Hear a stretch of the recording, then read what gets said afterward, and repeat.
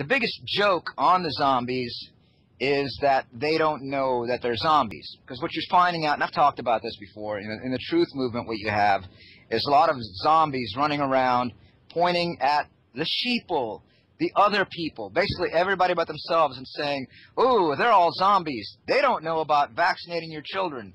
They don't know about," or not vaccinating your children, which is, like, again, it's not false information, but basically they ate the brains of other individuals and learned some new things, and they think, even though they're sitting there with, like, blood dripping from their mouths and chunks of brain rolling off their tongue, they don't realize that every single idea in their head is one they consumed out of the skull of someone else. And then when you're hungry again, you're going to go feasting on more ideas, and you're going to have your little cult of personality icon that you're going to worship, and then once you're done eating his brain, you're going to expose him. And then you're going to say, "Oh, he was bad, he was bad." He goes, "Da-da-da-da-da. He misled me. No, he didn't," as Michael Bessarion says, I didn't buy a lie. He sold me one. He's one of them. Through this internet, okay, and through, like, crappy movies like Loose Change, people started figuring out that they were had and that 911 wasn't, quote-unquote, inside job. Don't you wonder how all this information that was hidden for so long came out all at the same time, like a mountain flow of information? Okay? The program was put out there. Adam Weishaupt, the Illuminati, the Vatican, the Jews, the Rothschilds. Okay? All these narratives were put out all at once. And some of us go and they're like, "Well, no, I read this in the book. I researched this for myself. I figured this out." Some of us did. I read a bunch of books at one point. But, all right, we learned that basically every history book we've ever studied in our life is completely full of crap. Not one true iota of information is in most history books that we read in school. I would say, like, almost none. Maybe, no. I don't think there's anything. Hard to say. Maybe there's a couple. Occasionally they slip up and say one thing that was actually true. So if these history books can all be full of lies, why can't a lot of these conspiracy books be full of lies? As far as those of you who are looking for the evil, Satanist people that are running the world and are responsible that your life sucks. But the reason your life sucks is because you're stupid. It's not because these people, okay? All of us, okay? I don't want to sound condescending when I use the word you, okay? Because we've all been in that position, myself included, okay? I read a lot of these books. I thought I knew everything at one time because I read it in a book. Here's something that, they count on you not asking yourself.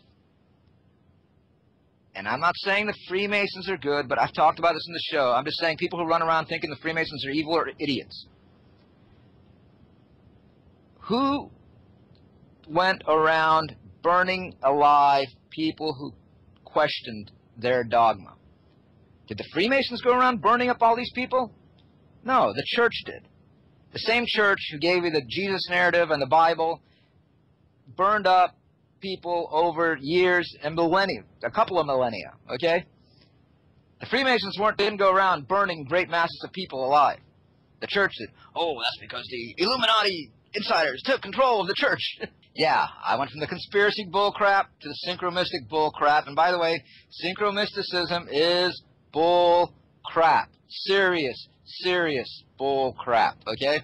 And therefore, from there I went to this whole thing I guess I'm known for, which is the whole, like, pederast, gay agenda, the priest class, and how they operate. And now, underneath all that, because, by the way, there's still people out there like, "Oh, the Celtic rebel sees anal stuff in movies because," and, like, I really should care anyway, like, because he's obsessed with it. You guys not watch movies? Like, do you not see this? Are you that effing daft? Really? Can people not see that there's anal things all over every single program that's out there? So, now, that's a layer, though. And the question is there a layer underneath that? And this is where my work is going, because I'm finally starting to see this layer. And this layer is neurolinguistic programming. What neurolinguistic programming is basically subconscious manipulation of the mind. And this is done through repetition and cross-referencing. In other words, to keep a neural program alive. So you embed subconsciously a neural idea, image, symbol in somebody. And then you cross-reference it. And we've learned this before. If you can attach some kind of emotional stimulus, it's more likely to stay alive and under our conscious awareness. There's a movie out there called, starring Leonardo DiCaprio, the little butt boy of the priest class, what's it called? Temple Dog. Yeah, but the movie called Inception. That movie is revelation of the method. That's all that movie is. Okay? And in that movie, they told you exactly what they do to you via movies.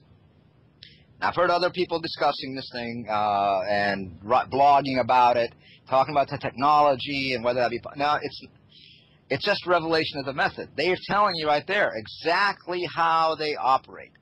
Embedding ideas into you. A bunch of films, as I've talked about before, came out in the 90s. And these films and TV shows had a very common theme. Fight Club, Matrix, The X-Files, conspiracy theory, and the list goes on and on and on. What these films did is they were wisdom disguised... I'm sorry, did I say wisdom disguised as? They were programs disguised as wisdom, because they gave us little bits that we hadn't gotten before, and that sounded wonderful. You know, Fight Club, these things you own end up owning you. All this, like, good some Eastern mysticism, some mystic knowledge. The Matrix, you know, offered some good stuff as well about the way of looking at the world. But it was all very subversive. And, of course, I've already uncovered all the layers of, like, homosexuality and gay programming that was in it. That's the social engineering. I've already uncovered, like, all the references to, like, the priest class and how they like little boys. That's where I was, okay? But now we're moving forward into neurolinguistic programming, and we're looking at these films differently now. We're looking at the layer underneath the layer. And what these films did is they gave us our lexicon. They gave us this whole... They prepared us for what was going to happen starting off the next century, and that's why 9/11 happened in 2001. We're in a new century, you know, we're in a new decade, new decade. And now they're kicking off whatever program these movies had instilled into us. Again, these movies cross-reference each other. They implanted ideas, as we talked about before when I had Stitch Port on. They gave us our conspirolexicon, okay? And what the media has done since these movies came out is they keep those subconscious memories fresh, subconscious neural loops, subconscious programs, by constantly cross-referencing them. And this is one of the big reasons why they use the same actor in similar roles, because they want you to remember the previous program. They're triggers, they're mental cues to make you recall subconsciously other films. Okay? Now, sometimes you'll actually remember things consciously, but they're not manipulating your conscious. They're manipulating in a subconscious level.